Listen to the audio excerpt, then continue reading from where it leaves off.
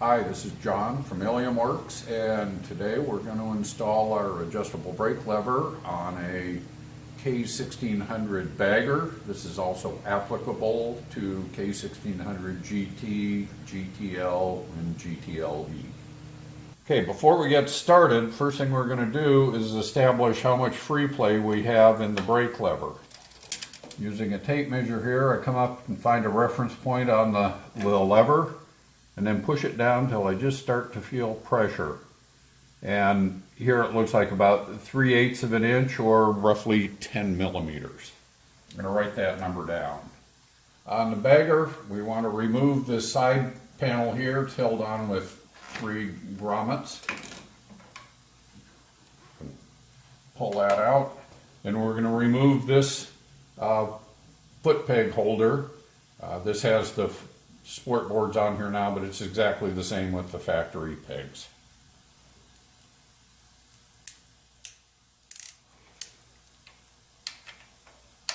T45 Torx driver.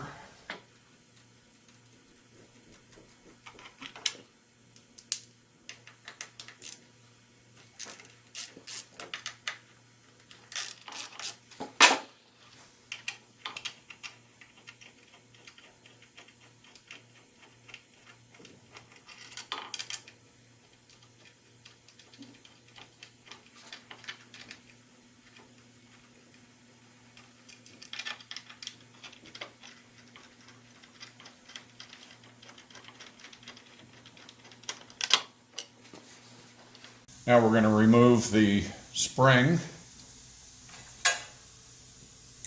and we're going to remove the actuating rod. Rotate this clip down and then pull it out, and that frees the brake lever from the actuating rod. Now we're back to our T45 Torx driver. I'll actually remove the brake lever. This has blue Loctite on it from the factory, so it'll be fairly snug coming out. Okay, now we're going to install the brake lever. I'm going to snip the zip tie that holds these together, keeps washers and the spacers in the right order. I'm going to utilize the stock bolt again. Put that through here, and some blue Loctite on the threads.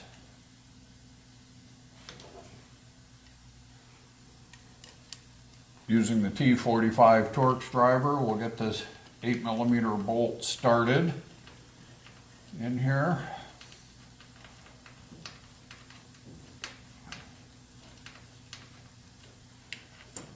And we're going to put the clip back in the actuating rod.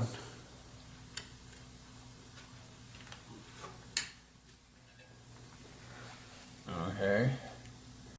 I'll run the bolt in just far enough that you can keep the index pin out of the index holes. Now you can see the effect of rotating the eccentric bushing. 12 o'clock is the lowest position for the brake lever. 6 o'clock will be the highest. 9 o'clock will be about midway and forward. 3 o'clock is about midway and rearward. We're going to adjust this brake lever most of the way down and slightly forward, so I'm going to go in about the 10 o'clock position with the index pin. Snug that up. Now we'll put the retracting spring back on. You'll see we have a lot of free play before we get to the pressure on the master cylinder. We're going to back off the jam nut and put our 1/8 inch Allen wrench up into the set screw. And you can see by bringing it up, we can affect where the brake lever stops. Okay. Still a little too much.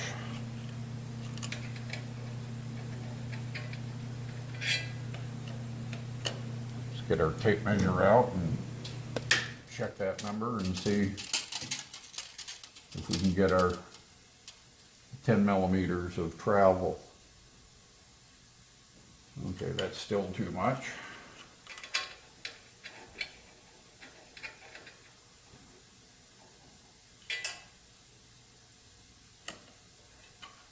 A little bit more.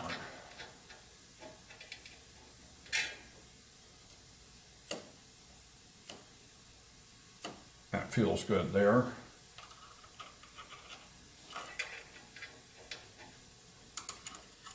We'll tighten the jam nut. Double check our number. Looks good. Now we're going to tighten this 8 millimeter screw to 17 foot-pounds or 22 Newton meters.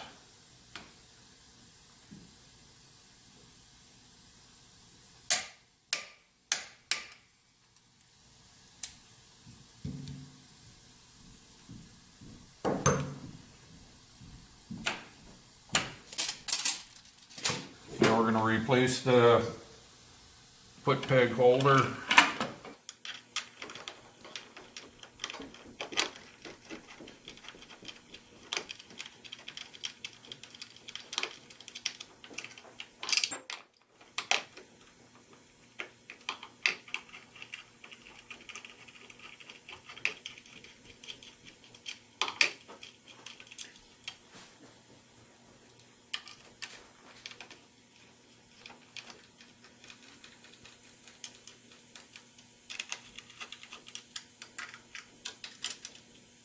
Torque each of these to 17 foot-pounds, 22 Newton meters.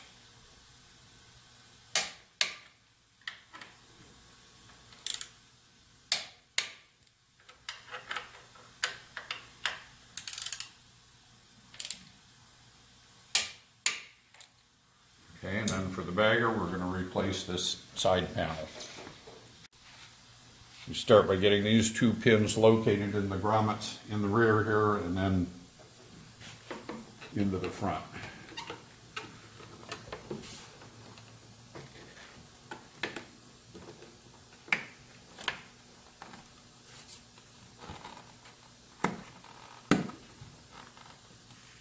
Okay, that's it. You see now we have a much lower brake lever. It's appropriate for these lowered floorboards and peg bikes that have peg lowering kits on the stock pegs. It's important that you ride this for a while. Check the rear brake to make sure that it's not dragging. If it drags, you'll have to readjust the free play in the lever. And after about 100 miles or so, recheck all your bolts to make sure everything's tight.